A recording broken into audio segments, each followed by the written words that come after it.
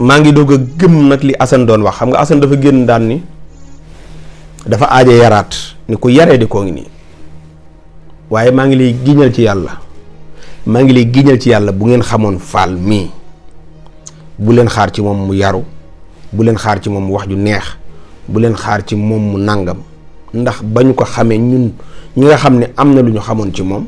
bañ ko xamee ba léegi yaree di ko gii ci la nekk waaw yaree di ko gii sax moo ko jëlee Sénégal ñi xam nag ak koñ ba mu dëkkoon xam nañu ñi xam nañu ni yaree di ko moo taxoon ñu génne ko li nga xam ne mooy Sénégal njëkk waxi TFM ji ci Pape Cheikh Diallo la commencé d'abord ñu dem déglu ji li sooke wax ji ñu dellu si waat ñu déglu Pape Cheikh Diallo. kuy jooy mënta nax kuy jooy de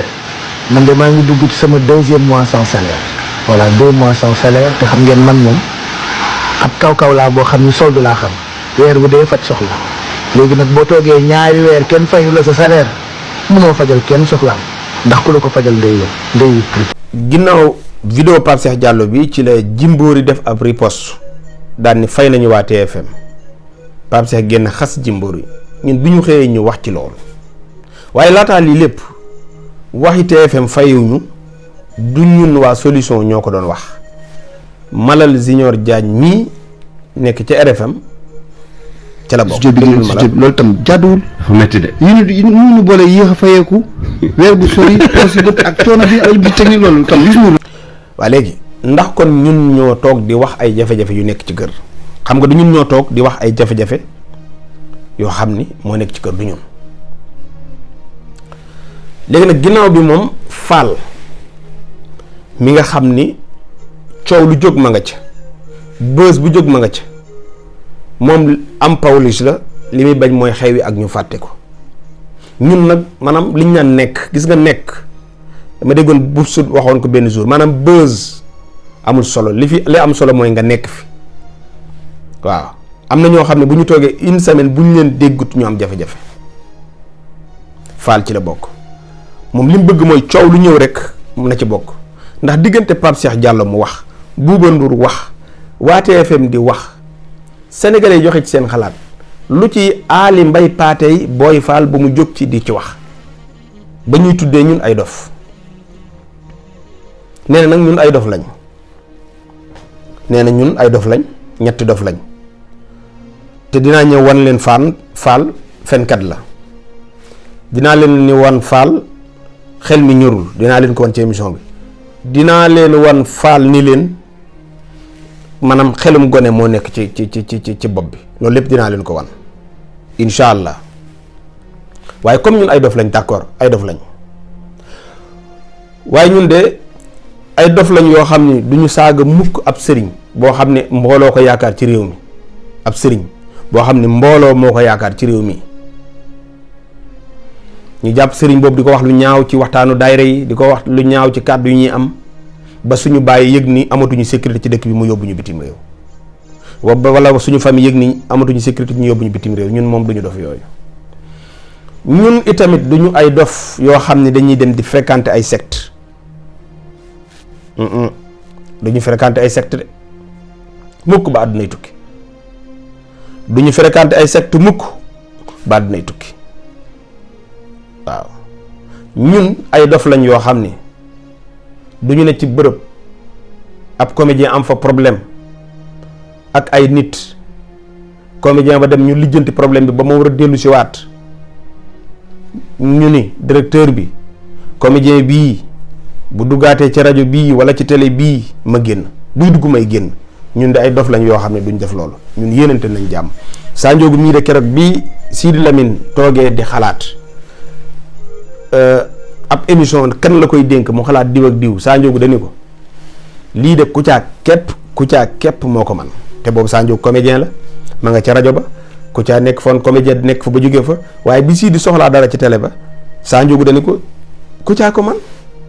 effectivement yàlla dogal bi Sidi jàppee ni moom li mu su def soit loolu mooy dox mu essayé ba mu essayé itamit yàlla def ni Sa Ndiogou la mu xalaatoon mooy nekk mooy lii ka ndeke yow Kouthia ko man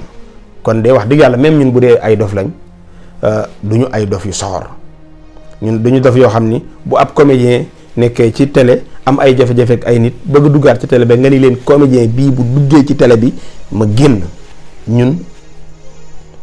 wax dëgg yàlla ay dof lañ waaye duñu def noonu. nit nag bu fekkee da ngaa jàppee sa bopp nit ñu jox la émission diine 1 heure de temps wala sax 30 minutes wala lu ko ëpp nga jël ko di ci tontu ay dof, loolu mooy wan ni kon yow yaay ñeenteelu dof bi,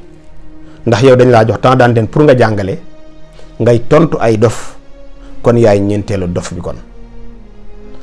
waaye ñu dem nañ déglu Pape Cheikh Diallo am na témoignage bu mu defoon ci Solution TV ak Sa Ndiogou Mbengue bi mu ñëwee Solution TV bala ñu àggal ñu dellu si waat. maa ngi nuyu téléspectateurs yi ak internautes yi nga xam ne ñooy seetaan Solution TV fii dafa di kër goo xam ni loolu laay wax ñi ma àndal léegi bi ma fa duggee rek dama am sentiment de fierté. parce que dafa mel ni sama kër la ndax ki ko ibbi. dafa mel ni sama kër la ndax ki ko moom. dafa mel ni sama kër la ndax ki ko sanc muy Sa Ndiogou tey sañ naa wax ni ku doon animateur simple. nekk koo xamee ni artiste nga bu ñëpp xam mais nga nekk animateur ci média dem ba ibbi média mu jàkkaarloo ak média bi nga nekkoon. Sa Ndiogou dafa bokk ci li ma gëm man muy ci li ma nekk nii. def dara wala nekk ci benn parcours ba mu yàgg nga am loo def créer ay emploi donc man dama nekk ci optique boobu dama gëm loolu moo tax tey bi may dugg ci Solution TV dama fi dugg ak beaucoup de fierté. Sa Ndiogou itam di ko xamante ni keroog maa ngi koy wax Walfadjri bëri na ay nit yoo xam ni damay waxtaan ak ñoom. ñu may nettali seen jaar-jaar ak seen digganteeg Sa Ndiogou ci ay nit yu mu faj. ci ay nit yoo xamante ni moom xamul ni xam naa ñooñu donc ñoom ñu nettali ma ko. donc damay ñëw kontaan ci kër gi nga xamante ni moom moo ko sañ foo et puis gërëm encore ñoom sooy bu ak équipe yi nga xamante ni ñoom laa fekk fii Assane Mesere ak voilà staffu Solution TV yëpp. Sa Ndiogou encore ñu ngi koy gërëm di ko féliciter. yàlla na Solution TV di gën a am ndam incha allah. kaddu yi mooy kaddu yi Pape Cheikh Diallo yëkkati woon fi la ci Solution TV bi mu ñëwee mu témoigné ko ci Sa Ndiogou témoigné ko ci groupe Solution.